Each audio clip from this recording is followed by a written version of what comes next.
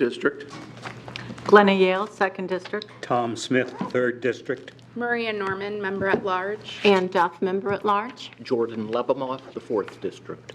And I'm Julie Hollingsworth, elected from District 1. And on my far left is Janet Doherty, the clerk of the board. Good evening.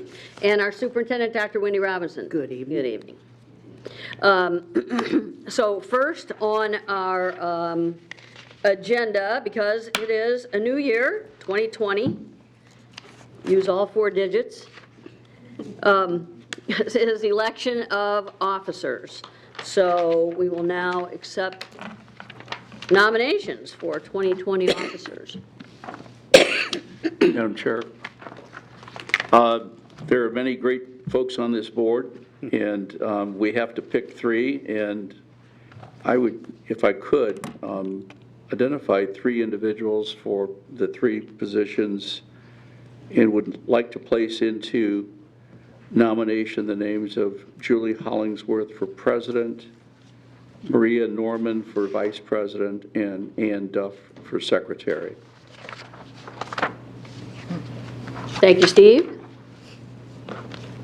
Any others? Okay.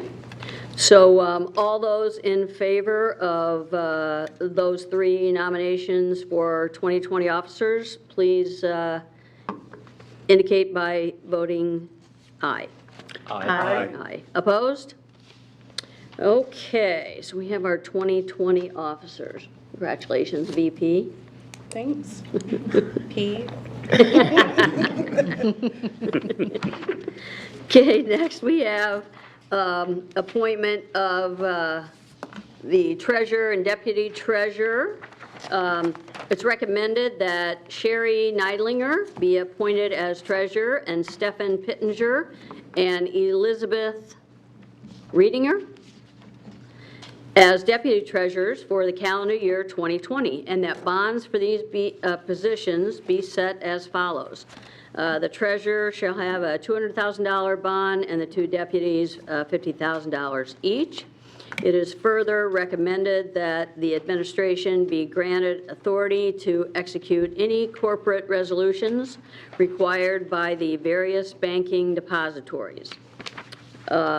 Indiana law provides for appointment of a treasurer and deputy treasurers at the same time that the new board organizes. Ms. Neidlinger serves as the full-time treasurer for the corporation, Ms. Riedinger as the full-time deputy treasurer, while Mr. Pittenger serves the district as director of fiscal affairs. Indiana law provides that the treasurer and deputy treasurers give a bond for faithful performance of duty in an amount determined by the governing body.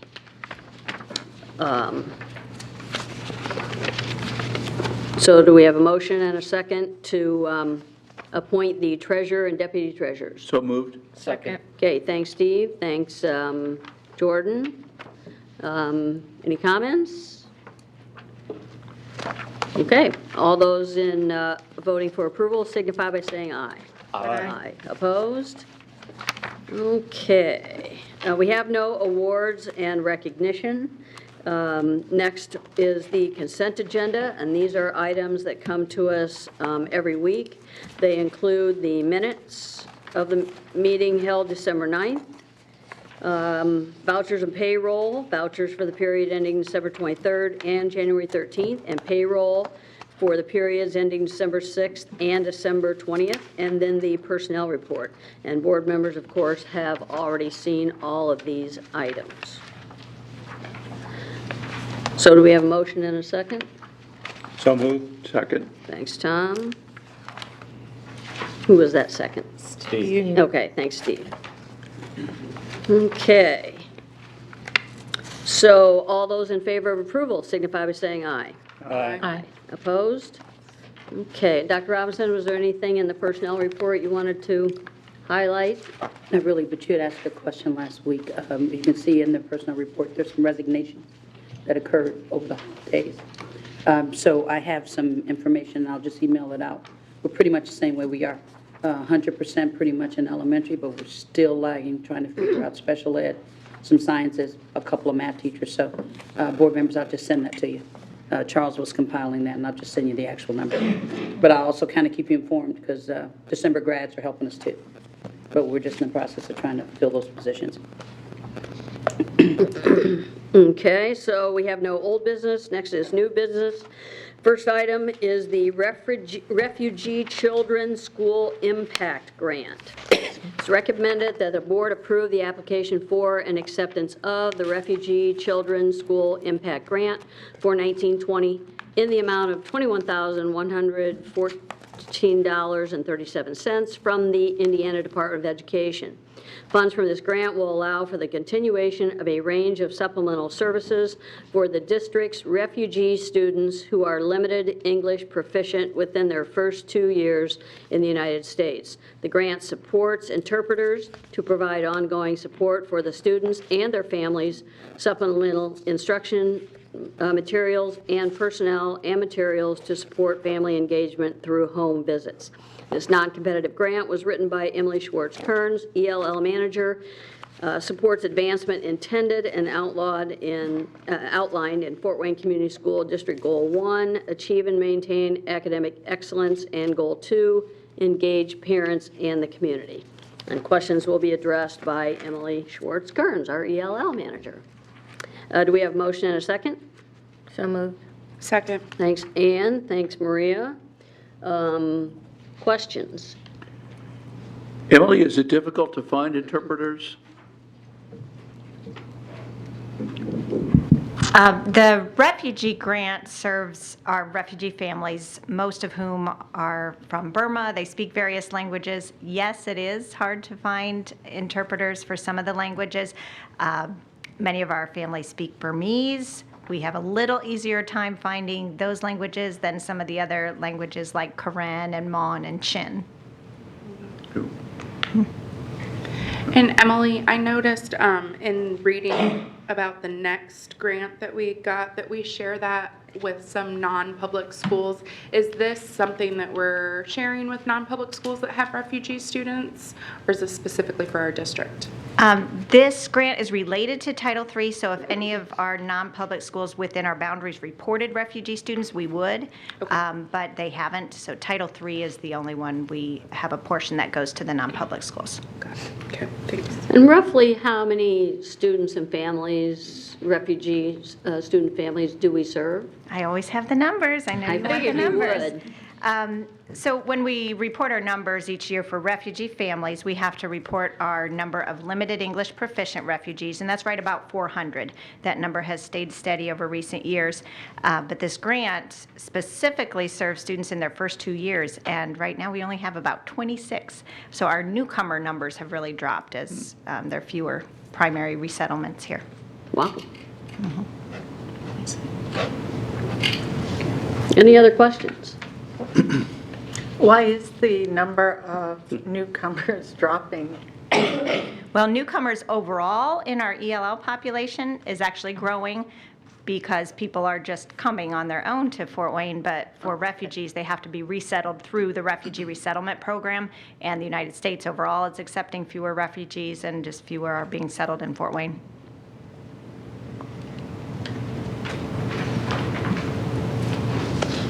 Okay, thank you. Thank you. So all those in favor of approval signify by saying aye. Aye. Opposed? Okay, next we have our Title I, Part A, Basic and Neglected Grant. It's recommended that the board approve the application for and acceptance of the Title I, Part A, Basic and Neglected Grant for the 1920 school year from the Indiana Department of Education in the amount of $11,982,218.44. Title I is a federally funded program designed to enable schools with high concentrations of low-income students to provide opportunities for children to acquire the knowledge and skills in the state content areas and to meet the state performance standards for all children. Eligibility for Title I services is based on criteria related to family income. Fort Wayne Community Schools determines target areas based on numbers of students receiving free or reduced lunch and/or direct certified government benefits. In Fort Wayne Community Schools, Title I services are delivered in 26 schools. Title I funding also provides for pre-K programs in 17 Fort Wayne Community School locations, serving 630 students and their families from all of the Fort Wayne Community School Title I elementary schools. Students who receive free or reduced lunch and live in Fort Wayne Community School Title I school attendance areas but attend non-public schools are provided supplemental instruction through a resource teacher or tutor and instructional assistant or service provider. 27 non-public schools receive funds from this grant. Additionally, Fort Wayne Community School students who are homeless and one institution for neglected children, Crossroad Children's Home, receive supplemental educational services. This grant is managed by Kimberly Brooks, Title I manager, and supports our Goals 1 and Goal 3, operate effectively with integrity and fiscal responsibility. Excuse me. Questions will be addressed by Kimberly Brooks. Do we have a motion and a second? So moved. Second. Thanks, Tom and Glenna. Questions? Are these numbers about the same from last year, Kim? Regarding the allocation or the number of schools or student service? Both. Pretty much, for the most part.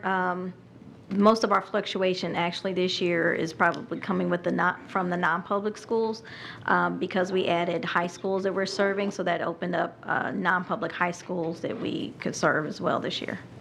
So 27 non-public schools are receiving funds under this grant, and last year that number was less? Just slightly, receiving not funds, but receiving services. We Okay. control the funds, but provide the services to those schools. Now, in the situation with non-public schools, is it their personnel that deliver the services, or do they then come back to us and ask us for our assistance? It's a combination. Some of the schools, we do this through consultation. We meet with each non-public school official to determine the best services for the students.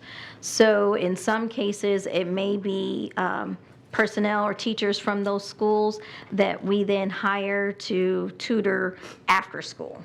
So not during their day program, but provide services after. If there's no one available or interested from their school, then we seek other tutors. Many of the tutors who don't currently work in non-public schools may be retired teachers who like to work a few hours per week. And some of the programs also then contract with Sylvan if they, don't have a tutor from their school or we haven't found another tutor to work in those programs. Okay. Thank you.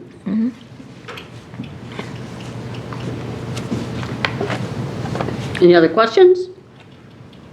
Thanks, Kimberly.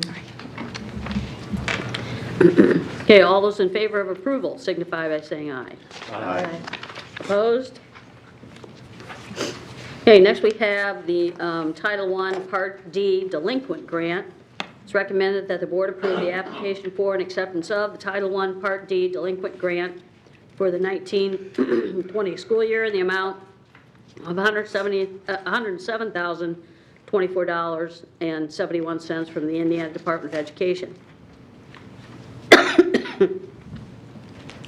Did you finish? Yep, got it. VP. Yes.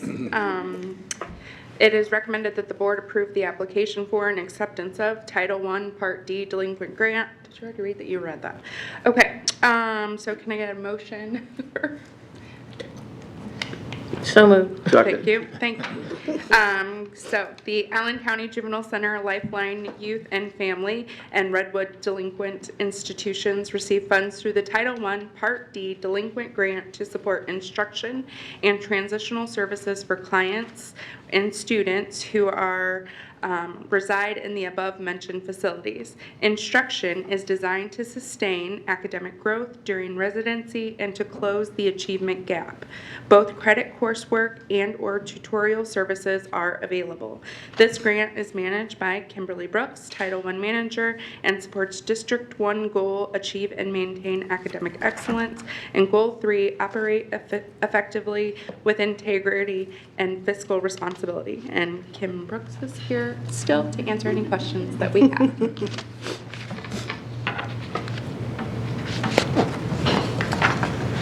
No questions? I just have one. How many students are residing in these facilities who are getting our services? Well, of course, it varies, especially, I would say close to 50 total. For the most part, the majority are at ACJC. Lifeline and Redwood have fewer students who reside there. Where is Redwoods? I'm not familiar with that. We can't disclose the disclose. location. Sorry. That's why I must not be. They've done a good job.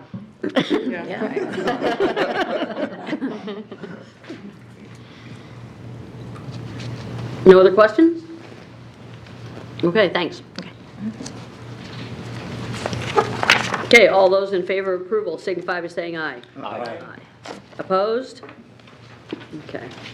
Ann, would you like to do the census resolution? Don't pass out.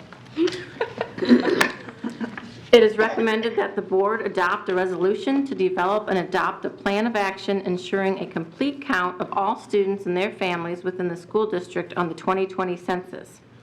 The purpose of the decennial census is to count every person residing in the United States. The Fort Wayne Community Schools Board recognizes the importance of an accurate count of persons living in Fort Wayne, Allen County. The count of children living in the Fort Wayne Community School District will be the basis of federal education funding allocated to our school corporation over the next 10 years.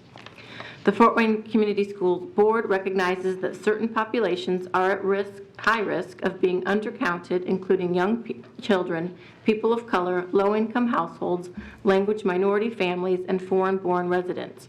Local and state governments and community-based organizations can play a critical role in counteracting the undercount risks, reaching hard-to-count populations, and ensuring their communities get counted in 2020.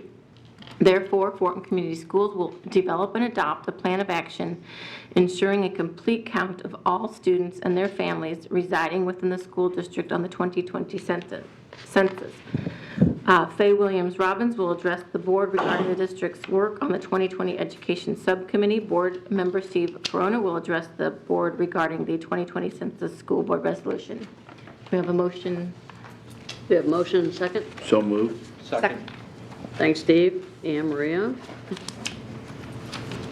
So, Faye?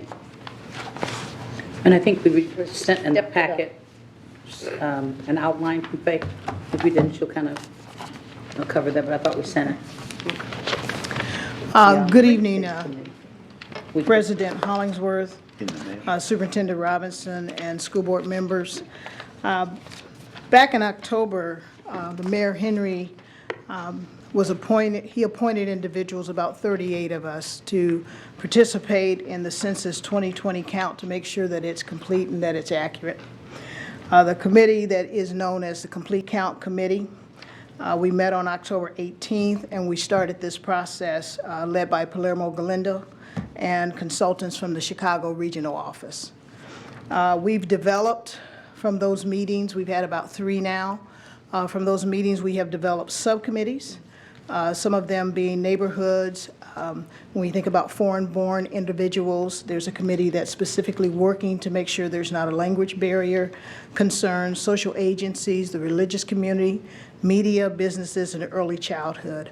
I volunteered to chair the Education Committee, which not only includes K-12, but it also includes preschool, and it includes colleges. And so we have met twice. As a matter of fact, one of those meetings was today, and trying to decide how we want to reach specifically the 0 to 5-year-old students the K-12 parents to make sure that they're getting the information and that they're able to get that completed. So we are developing also a subcommittee within our district as we listen to all the other ideas and thoughts for how we are going to roll this out within Fort Wayne Community Schools, but also support the entire Census Complete Count Committee in the work that's done throughout the community. So we also had some information from Board Member Steve Corona, Terry Spradling. I was able to get a hold of him and have some conversation, the Indiana School Board Association, and trying to put all these pieces together. And so basically what we have done as a committee, a sub-education committee, is we are looking at every opportunity we have to get in front of parents. There is a schedule that they've given us, a timeline actually, and that started back in December with education and awareness, and we are now in what's called the promotion stage, January to March. As we move out of March through July, we'll have mobilization and participation, and then in April 1st will be Census Day. And then after that, we will have April to August to do some follow-up with non-respondents. The state and the National Census Bureau is working to provide census takers. So if there are people out there that you know who are 18 years old, they must be U.S. citizens. They are paying in this area about $20 to $22.50 per hour for people who would like to be census takers. And they can go online to the Census 2020 and apply at that point. So we are really wanting to make sure that during this period of promotion, we are doing everything we can as a school district to get the information out. So during the holiday tourney, we had a table, we had announcements made during the breaks in the games. Jen and Krista have helped us to put together materials because there's not a lot of money that's coming to us as a census count committee or as we work as a subcommittee. So we're putting materials together to be able to get out to our parents as we work on what happens when people go to our musicals, when folks come to the parent-teacher conferences, when people are involved anytime in our building with carnivals, that we make sure we have information for them. And so we really want to stress the fact that the hardest to reach group are the 0 to 5-year-olds. So as we think about where our McKinney-Vento students are, how we get that information to them, the next hardest to reach group are college students. And so we're working with our local colleges to make sure that we're getting out, and not only just the information, but how do we get them online to make sure it gets filled out. So when we think about how and why we need to do this, it is tied to the apportionment that happens with our members who are in the House of Representatives, our federal funds, our grants, our support to our states through schools, hospitals, roads, public works. Businesses use it to decide where to build factories and offices and things of that nature. Developers use it to decide where homes are going to be built, new homes, the revitalization. And our local government use the data for public safety and those kinds of things. So if we don't get an accurate count, the dollars that we should be receiving as a community and as a school system and all those social agencies that help to support will not be available to us. And so we are doing everything we can, and if there are folks that you know that we should be reaching out to become part of either our sub-education committee within our district or one of the other committees from the Census Complete Count Committee, or people that can be internally to work with us on what we're doing at every school, so we're making sure everyone's getting equal access to the information. We'd appreciate that. I know that I was contacted yesterday or today, whatever day. The Chicago office wanted to meet, so Faye's going to connect with that office, and Steve, I'm sure she'll share that information with you. So it's been put on our radar big time, and people are coming to us to see how to use our resources to help sure we can get the information out. We've had about 5 meetings between the entire Complete Count Committee and internally what we are doing as a school district and helping to support the other educational entities in the community. So we have United Way on our committee. We have some other social youth agencies that meet with us monthly to make sure that we're getting good ideas out there and making sure that everybody is able to participate. We are looking at setting up some computers and things in schools, and so that's another conversation we're having internally about if parents can come to the school because they don't have anywhere else that they can do that, how that looks and how we help to support that. Census 2020 is an economic issue. Yes. And I got to tell you that at the local level and state level here in Indiana, it's educators that are taking the leadership roles. And I've been just so pleased with the work that Faye has taken here and with the Indiana School Boards Association. Even though Indiana has one of the highest response rates in 2010, it was 84%, I believe, something like that. So that means that there's people that were not included, and part of it is based on just not understanding the value and importance of making sure that we count everybody. There's a couple of websites that provide additional information, but the one of the two sites that caught my attention was where it calculated the amount of federal dollars lost per person per year per state. And in Indiana, that amount is $929. And so if you take that over 10 years, that means for every person not counted, we lose $10,000 in federal funds. A second website identifies the hardest to count census tracts in every state and in every county, and I'll give you the location because it's fun to play with, but you might guess where the hardest to count census tracts are in the city, and I can tell you they're right over there just east of us off Washington Jefferson near Hannah and Lewis, where the count was about, I believe, 61% in 2010. So as cities begin to focus as to where they need to invest their resources and send out people, it's in that area. That's Fort Wayne Community Schools, and we've got to work really, really hard. You think about newcomers, and Emily talked a little bit about the people who come here from another country not understanding the language, so they have that barrier, but they also have in the back of their minds that they probably came from a country where the government wasn't very effective. And so they think, the 2-year-old in my family, we don't need to count him, but we need to. We need to count every person. Think about that $10,000 that is lost in federal funds. The other advantage that we have by participating is the fact that one of the keys to getting people to participate is the importance of trusted sources who will encourage you to participate. And so many of those trusted sources are in our school buildings. They're teachers, they're people in the lunchrooms, they're people who have a relationship with our students and our parents, and they need to be involved, and I know that Faye's work has done that. So we need to get everybody involved. We need to count everybody. It's about money. It's about making sure that we get everybody counted. So pleased to see the leadership that, again, educators have taken here in Allen County and in Indiana. So great resolution, and it's a win-win situation for us. Thanks, Steve. And Faye, thanks for taking that role. That's a big job, it sounds like. It's been fun so far. It really has. Good, good. And I think you mentioned it before, but so April 1st is actual census day. No fooling. What's No that? fooling around. Yeah, no fooling.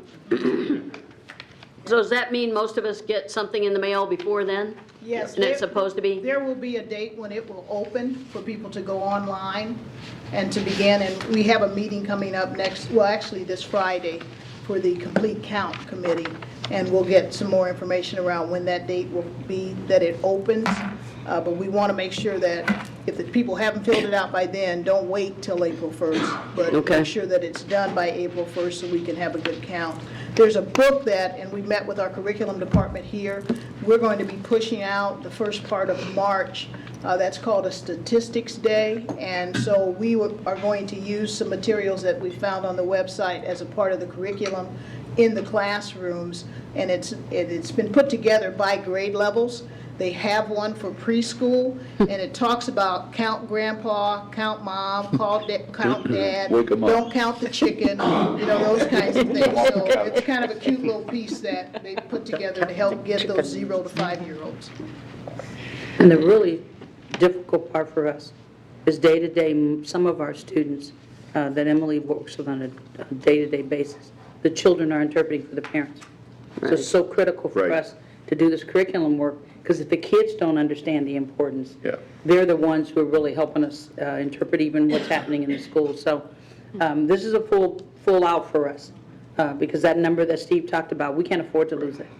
I'm going to be, the National School Boards Association has asked me to facilitate a panel on this issue at one of its conferences. I think Glenna attended in the past. But we've invited Terry Spradlin from ISBA to talk about the work they've done, the toolkit they've created, an individual from the Chicago Urban League. Their organization has done a substantial amount of work on this issue. A woman, a school board member from Miami, Florida, who also co-chaired a national commission on the census, and then a representative from the city of Baltimore, which has done fabulous work, and work that we might be able to emulate here in the city. So should be a good conversation. I'll bring, if there's something we haven't done, I'll be sure to bring notes back to the city. Okay, thanks, Steve. And so the board members have the resolution in front of them. We're not going to read it. So all those in favor of adopting this 2020 census resolution signify by saying aye. Aye. Opposed? Okay, so that brings us to the end of our, pretty much the business of the meeting. We now have a report from Dr. Robinson on basically a state of the schools presentation. Slightly, we're going to have a Overview. conversation. Before I get started, I want to recognize 3 people in the audience, and they sit almost in the back. Ramona Coleman, stand, wave. Ramona Coleman is Director of Professional Learning.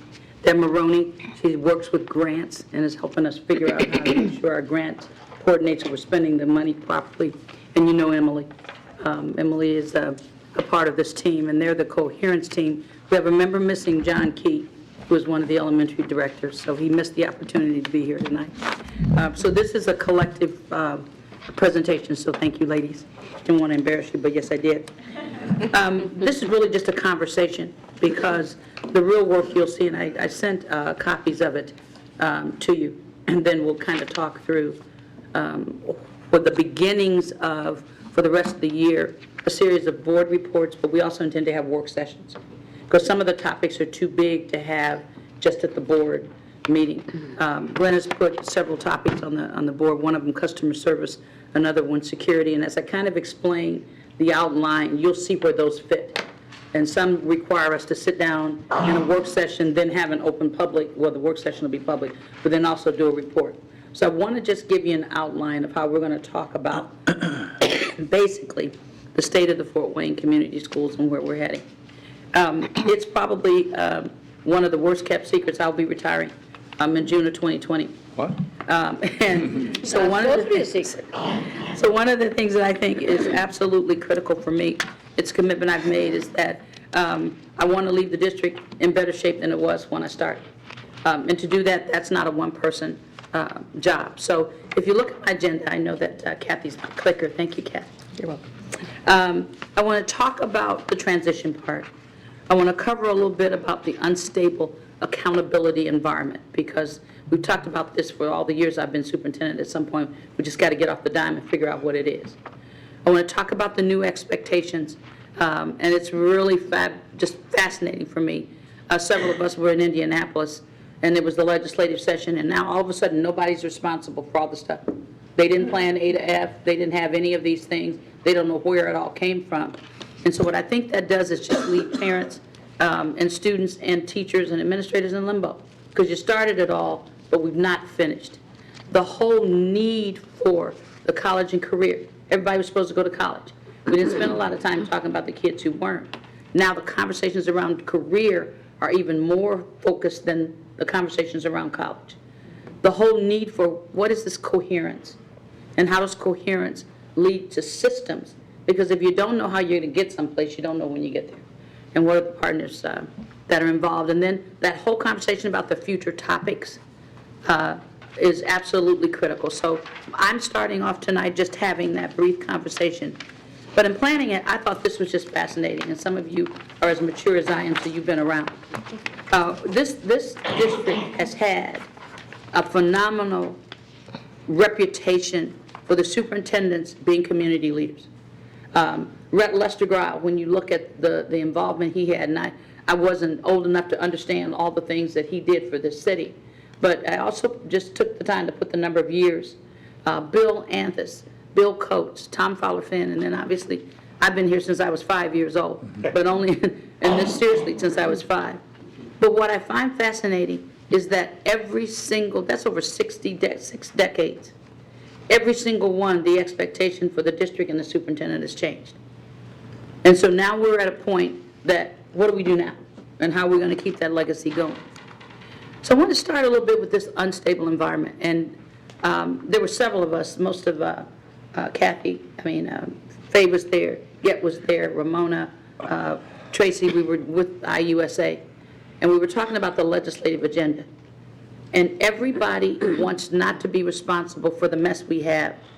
But what I find fascinating is they're continuing to mess with the funding. And they're continuing to add more things that we're supposed to do without actually clarifying how they're going to hold us accountable for it. So I broke it into 2 parts. These are all topics we've talked about. Since 2003, the new standards, the focus on college and career, the pathways, and the ever-expanding graduation requirements. One of the ones that scares me to death right now is the pathway of the ASVAB, where kids are taking the test for the military, is a pathway. And we know how unstable the political environment is. So what commitment are we making on kids' parts who thought they were trying to get a pathway, and look what potentially that opens up for them. So those are conversations we've got to have. The whole accountability, I sent things, I don't even know how to explain it.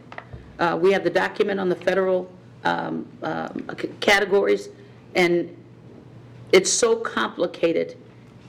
But the bottom line is we have 2 different ways to be held accountable.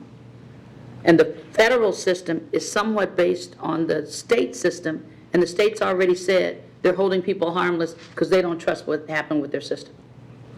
All of the technology, the fact that our students, being honest, are being tested on their ability to manipulate technology sometimes, not whether they have the knowledge the teachers have focused on.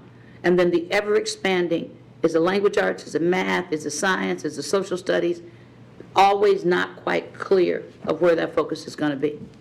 So that's our new normal.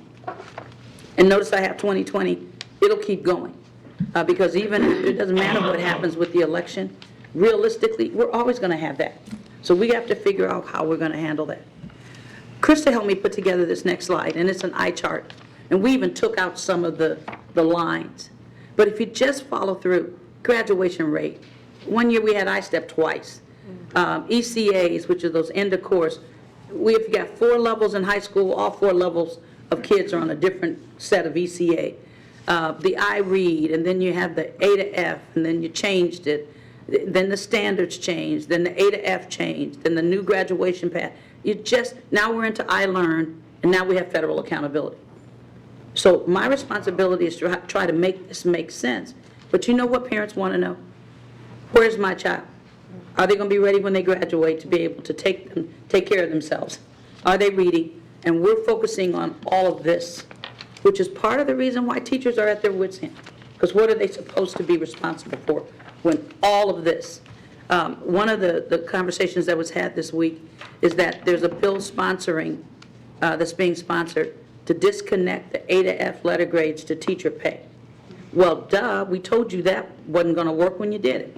So now we have all of these different things. That passed the House 100 to nothing, by the way. See, because they ought to be afraid of continuing to do that stuff. We didn't do it. Yeah, and they don't know where it came from.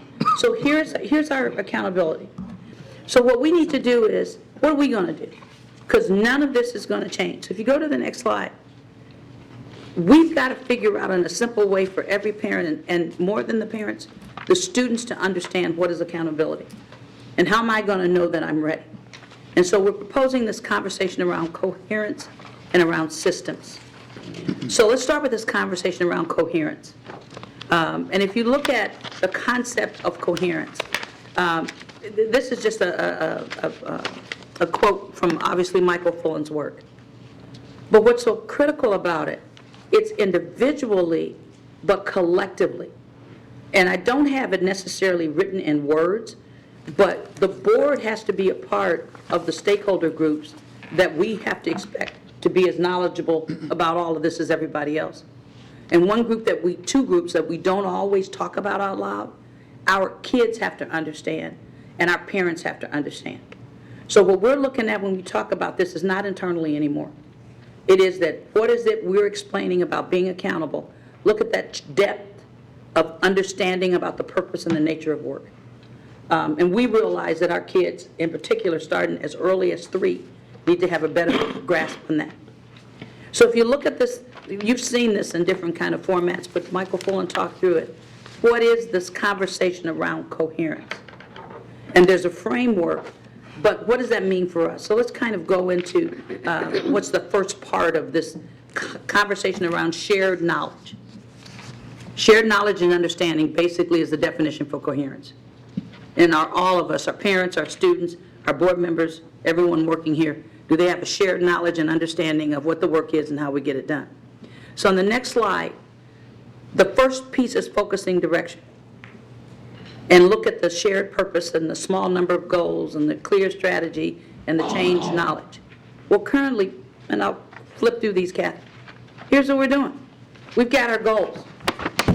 Notice number 4 is in red, because part of what we're going to do by the end of all this process is we're going to have worked on the balanced scorecard, and all of these things will have to be approved by the board, but we're not ready to do that yet because we're still in the process of working. But that's the direction we're heading. If you look at the next one, mission, vision, core value, we're going to examine that as a part of the balanced scorecard, but we have talked as board and administration, there won't be massive changes in terms of what it is we say we want to do, but that will be involved in the board balanced scorecard work. The next one, triple P, how do we work together? The moral purpose, the educating all students, and these are concepts that are embedded in all the work that we do. On the next one, this whole cultivating collaborative cultures, it's the second one up there, the pink. And we're revising this because when you think about the collaborative cultures, so much of this comes from the work we've done with Learning Forward in our learning communities. Well, part of what we know is most of if you look at the board report, look how many teachers we're replacing. We're hiring teachers right out of college. They weren't a part of this professional learning community when we started 10 years ago. So what we know is that there has to be a constant refreshing of the climate and culture, plus those younger teachers bring an expertise that helps make it a richer cultural environment. And so that's something that we're revisiting. How do we keep that fresh so that all people own the work? On the next one, this whole deepening of the learning, it's a part of the Michael Fullen conversation. But here's the conversation, and I'll just give you a very crystal clear example of how we have to dig deeper. When you look at our special ed numbers, they're continuing to climb. But when you look at the majority of our special ed kids, they're students who basically should be mastering the core. So how do some of our special ed teachers aren't getting in colleges how to teach reading. So guess that responsibility is going to fall on us, because those students who are responsible for the core So those are conversations Tracy and Nikki and I are having. How do you work with Jennifer's people? Because all of this deepening of the learning and how do you teach, how does that impact all teachers? And all of us have to own the ELL students, special ed students. There aren't these segregated categories. There are kids. The kids who are exceptional learners, the kids who are at the top of the pyramid, so to speak. We still have to deal with this, and that's all a part of that deep learning conversation. If you look at the last one, this is the securing accountability. Keep going, Kathy. And that's under construction. This is the part that by the time we get to the balanced scorecard work, we've talked for years about the dashboard concept. We've talked for years about what are the elements that we're going to, on a quarterly basis, on a yearly basis, show to our communities and our stakeholders to prove, here's where we are with kids, here's how we know where we are with kids. And part of what's going to have to come with this whole area, and Tracy will talk a little bit about it when she comes up, we can't rely anymore on iLearn. We can't, colleges are starting to even back away from ACT and SAT. So all of the things that traditionally we've used to measure student progress, what are we going to do now? How are we going to use rubrics? How are we going to use progressing toward mastery? That we're going to have to use different terms, because A to F doesn't tell a parent much. I need to know where my child is. And so this whole securing accountability board, this has to be the work that we do with the balanced scorecard after we get through having these conversations. So to me, coherence and systems, the coherence is the whole conversation and the thinking, but the systems is how you go do it. And so if you look at this, it talks about the capacity, it talks about clarity, it talks about precision of practice, it talks about transparency, monitoring of progress, and continuous correction. So how do we know that? So here's our systems work. Here's our systems work. This is some work that we're doing with some support from Kay and Fred from Learning Forward. And as you see, we have 5 systems there. The one I'm talking about now with my team, thank you team, is the last one, the next to the last one, the Coherence. But if you look, Get and Charles have responsibility for what does it mean to be a leader. And for us, that's student leaders, that's parents as leaders. We have to work with what is our PTA group, what's our advocacy group, how do our parents and community. The board, if you remember when Dr. Fulham was here, he's written a governance book on how do you as a board member support the concept of the deep learning. So that leadership piece is all of us, and that's the group that's, thank you, Get and Charles, for volunteering. The whole academic side, that's Tracy's group. And if you notice these groups, they're not all the people who report to the person at the top. They're cross-functional so that we get different opinions about it. The readiness to learn, Faye has that. David's also on Faye's team. I've talked about the coherence. And then the last one, you volunteered, didn't you, Kathy, to work on the balanced scorecard? Okay, and if you notice, a lot of the people working with Kathy, they're going to be the ones who help us know how do we know it worked. What are the metrics we're going to be using to hold ourselves accountable? So if you go to the next slide, this is just our definition of system. And look at the components down at the bottom. So for our academic system, what do we believe? What's the vision? What are the roles and responsibilities? What are the components of it? And then that number 4 is the most critical. How do you implement it? How do you monitor it? How do you evaluate it? And how do you adjust? And then if you go to the next one, here are the topics and the dates. So these are the board meeting dates. These are the people who will be responsible. They'll bring their team just as I did. As we work through this, there may be a pre-work session, there may be a follow-up. But notice, the last thing which we haven't scheduled is the balanced scorecard, and we've got to do all of this work and then work with the Balanced Scorecard Institute. What is it that we're going to have as our internal and external accountability system with all of these different pieces to it? So if you go to the next one, this is what we're trying to do. And the powerful things always have to be around student achievement. So with that, questions? I think Q&A is the next one, isn't it? Okay. Questions? I have a question. So in your systems, I get that there are these 5 groups, and it looks like you've built these teams well. Did you have any interest in adding a parent advocate to any of these groups? One of the things that, and it will be a part of phase, the readiness to learn, Okay. there will be there are two pieces that phase is going to talk through. One is the whole conversation around customer service, and how do we know that we are actually communicating and providing actual quality customer service. We're following back up again with the Disney Institute, and we're training more people across the district to be able to standardize that. The other is we're working directly with the PTA, but we also have to incorporate other advocacy groups, because this is going to be the year. There's not going to be much of a legislative agenda. They're not going to do much. They've already said they're leaving March the 11th. But next year is really the year that if we don't get our act together for everybody to have the same message, that's when the money starts. So it's embedded in each one of these, and we'll try to send you before the meeting a little bit ahead of time some of the topics. But we'll also have you say, what else do you want to know about this topic? So embedded in all of these is more than just that, because like FACE is responsible for FACE. When FACE is the advocacy group and the parent group. But Coherence is not having 17 groups. Coherence is there's lots of different opinions, and Coherence is how do you get all of those opinions to work going in the same direction. Right. But the parent piece is absolutely critical.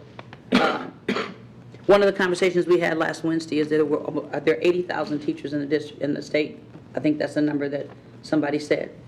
Can you imagine the power if 80,000 teachers emailed the same message every day for months to legislators? And then hundreds of thousands of parents emailed the same message to legislators, and we were all on the same focus. So most of that conversation around that parent group is connected to Faye and the work that she's doing. But as you look at these, send topics that you want discussed, because there's going to be a need to have a work session. We can't do all of this in 10 or 15 minutes in a board meeting. But the ultimate goal is we're heading toward the balanced scorecard and a dashboard. And that has to be done before we get to the end of the year. Other concerns or thoughts? Do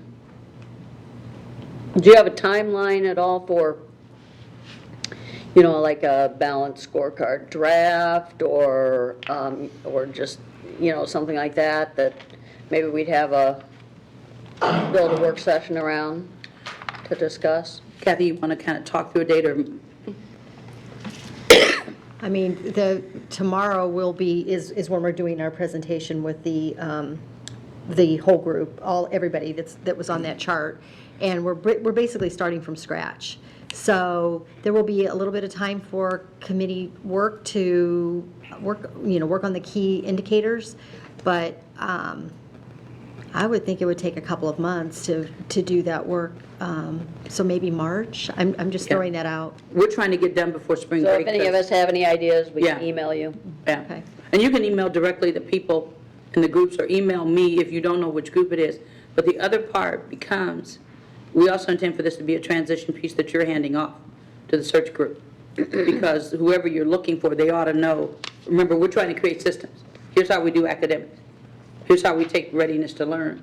The balanced scorecard is after we've gotten all this work together. And we're still going to work with the balanced scorecard. Is it Doug? Doug's still working with us to try to make sure that we narrow.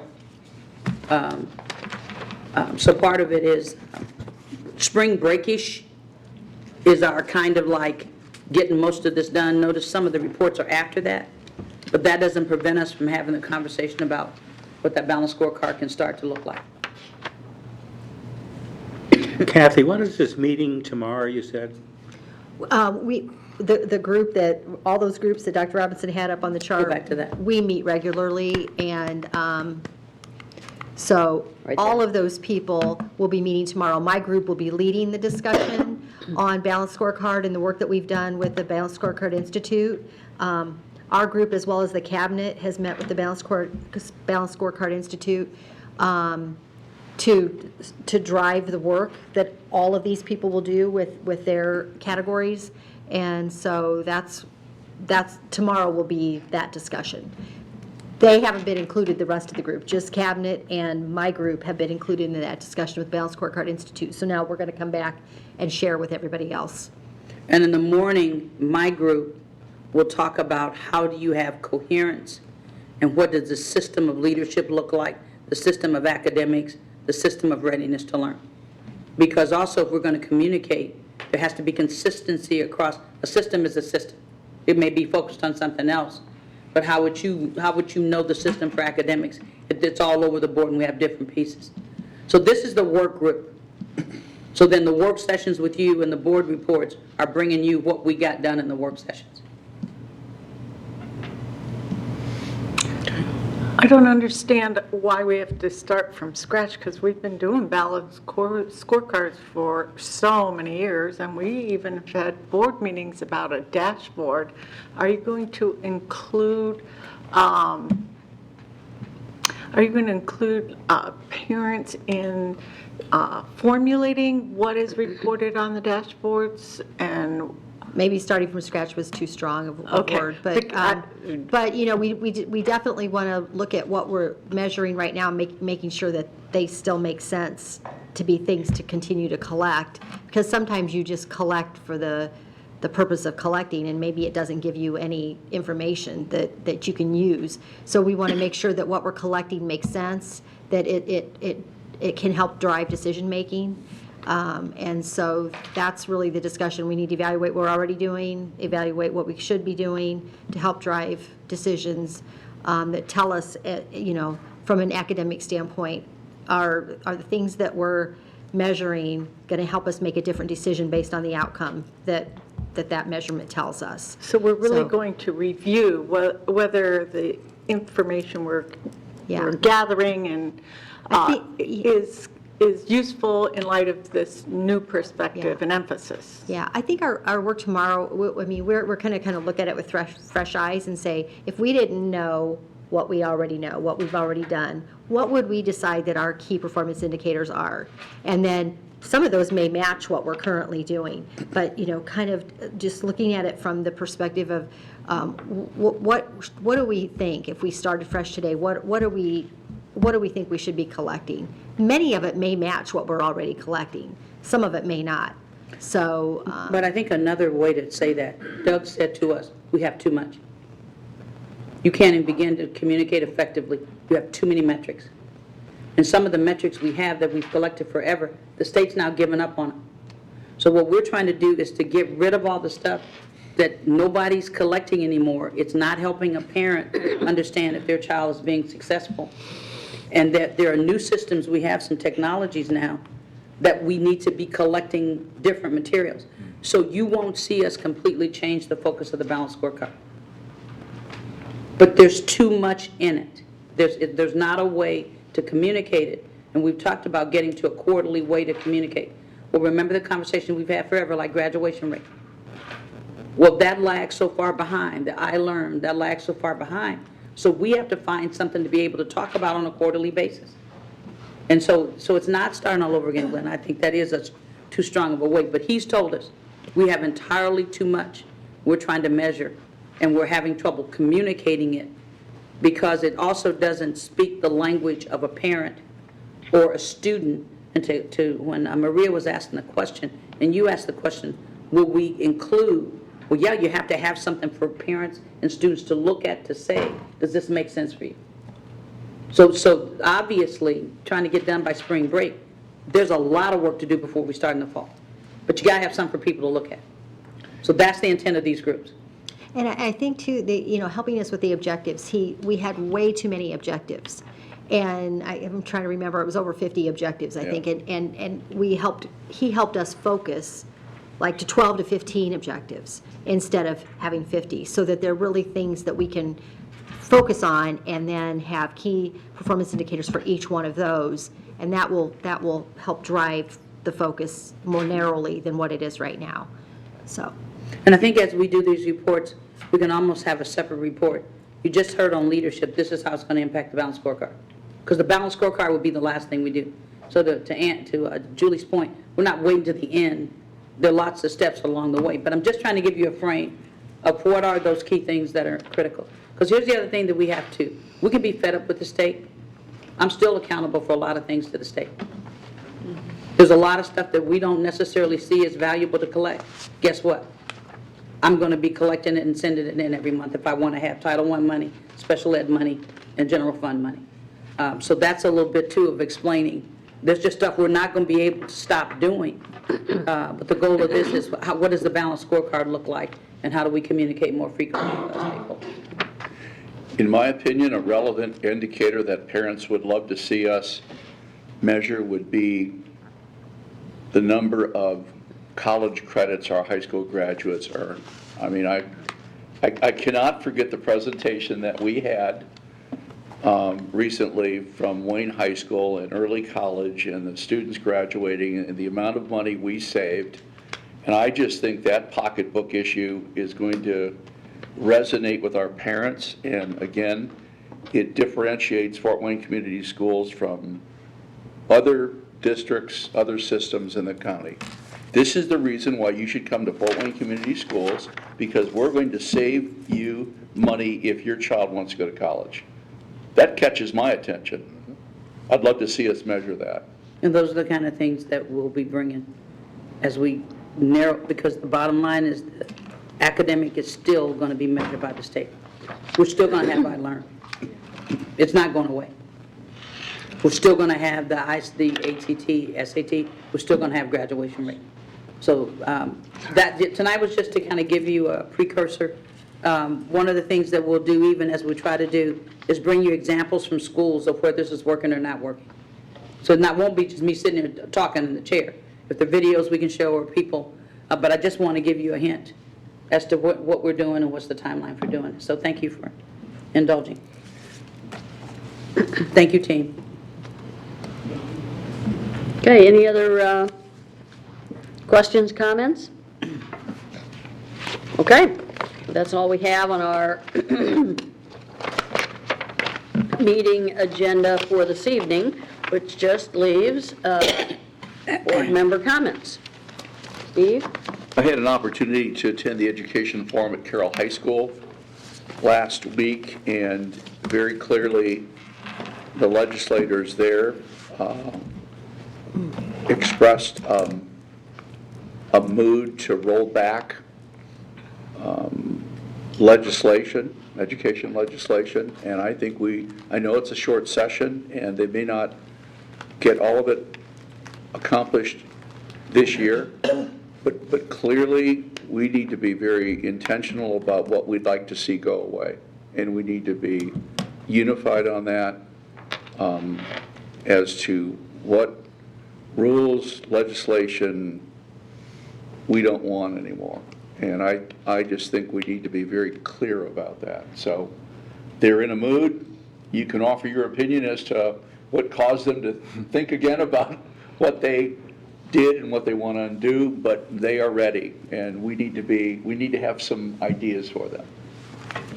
Attending the session were Senators Liz Brown and Dennis Cruz, who argued that maybe what we needed to go back to is the Iowa basic test. I think some of us may have taken that. Call that. Also there was Representative Dave Abbott from Rome City, and our representative Phil Giaquita from Fort Wayne. Thanks, Steve. No comments? No comment. No comments. There's a second forum on Saturday, the 25th, and I believe probably the same legislators will be there, and that is at the ISTA office on the corner of Hobson and Trier, and that's at 8:30 to 11, and you can call the ISTA office to RSVP for that. So If you missed that one, perhaps you can attend that, the upcoming one. There's also, the ISTA is presenting, along with Northeast Indiana Friends of Public Education, at Snyder High School's PTA. And so if you are a PTA person out there, this would be a good time to invite those people as well as any of our board members, because I think most of us keep up to date on legislative issues, and we all know about the issues in education. We just want to educate our parents, get our parents to be advocates for public education. So please invite us or one of the advocacy groups out there to speak to your PTA and educate your parents. No comments. Jordan? Dr. Robinson? One of the conversations I have with officers is that we do have to form a very simple legislative agenda, and no matter what group it is, it's the same one. Because it is a short timeline, and you're absolutely correct. They're not going to listen to 7 things. What's the 1 or 2 things that everybody says? We need to have them do. But here's the other part to it. Careful what you ask for, because we might end up with something worse. So not only do we have to say, we want you to stop doing this, but here's a suggestion. Yeah. So that's why it's dangerous when we have too many people advocating. So that's something that we need to quickly pull together. Those legislators who come to those sessions will tell you what they think you want to hear, but they vote the same way every time. So we've got to have a very strong message. Stop doing this, but then don't do that either. So that's a conversation that I had with Julie. We got to get that. It's not that hard. One is complexity. They are continuing to mess around with complexity, and we are having more and more issues with less and less funding. The other is settle on what accountability looks like and get rid of all of those factors that you can't deliver on. So don't hold me accountable for a test that you can't make work. So I think the whole accountability part and the complexity, because it won't matter if they stop doing things and we have no money. Yeah, So it's really simple, complexity there you go. and accountability that students and parents can understand and that you can deliver on. That's a simple message. And just say it over and over and over again. Because none of them were there when they voted on it. Complexity and accountability. Complexity and accountability. Complexity and accountability. Accountability that a student and a parent can clearly understand just in time. Don't give me a set of scores 7 months after the kids took the test. Right, That's the message. worthless. Just say it all the time. I mean, my argument is that if they really do go to the ACT or the SAT for a high school test, how long is the SAT or ACT now? Is it 3.5 hours or something like that? More like 4.5. Is it 4.5 now? It's long. It takes a while to do it. Yeah. Is it really? But most But universities. that ought to, but that ought to be the maximum for any grade level. You know, none of the 6 or 7 hours for, Yeah. you know, a third grader. Should be 2 hours. Whatever that test is, that should be the max. Well, but I think the other part about accountability, and this gets to a point that Glenn had asked me about, who's going to be the decision maker about whether it makes sense? Do you ask students? Do you ask teachers? Do you ask parents? So I think we got to be careful when we start telling them about accountability, because there are just some things that they're going to have to do to get federal money. But did you ask the students? Did you ask the parents? Because you're always asking me, well, are parents involved? Well, is the state involving our parents to see what our parents want to hear? Do they ask our business people? So what kind of a group are you collecting, state, to see if what you say is accountability means the same, the people in Fort Wayne, do they care? So keep it simple. Complexity and accountability that every stakeholder can understand, and we want input before you make a final decision. Okay. Okay? So there. Yeah. And don't make it harder than that, because every parent could carry that message. And something that is easily explainable, like you said, that a parent can understand. And a teacher could understand, God helps. And a board member. And a board member and a superintendent, I'm sorry. I lost it, I'll be okay now. So evidently, congratulations are in order to you, Dr. Robinson. I see that at the end of 2019, at the Greater Fort Wayne Inc. Meeting, you were awarded the Macklin Parker Swagger Award for community vision and leadership. This is given to an individual who exemplifies the persistence and will to make Fort Wayne, Allen County a thriving community by being a strong advocate for economic development. Thank you. And I second that because, I mean, you know, and we've talked about that before, that public education is a big part of economic development. It is. You know, people want to live in communities that have good schools, that look good, that are serving all families, welcome to all, have good services, have good PTAs, have engaged parents. So congratulations. Thank you, thank you. Well deserved. It's an honor for the district. Although I do notice that you did not win the ugly Christmas sweater contest. See, that's what I thought I was supposed to go, so I either was gonna have an ugly sweater or go to the clinic, because my hip went out. And I didn't know that there was a swag award, so I figured, well, Sweater? well, I know, I didn't, it's my bad. I know. But congratulations. Thank you so much. If I could say, though, we've got 2 PTA meetings coming up. One is on the 23rd. It'll be at the public library. Please, board members, kind of come and support, because we're trying to get parents to stay engaged on projects. So it's the 23rd. What time? At the downtown main library, I'll send you the information. Yeah. Okay. And the other is Founder's Day. And that's, which one? The PTA, On the 6 o'clock? 23rd? That's January 23rd? Yes. What Yep. day of the week 6 is that? o'clock. It's a Thursday.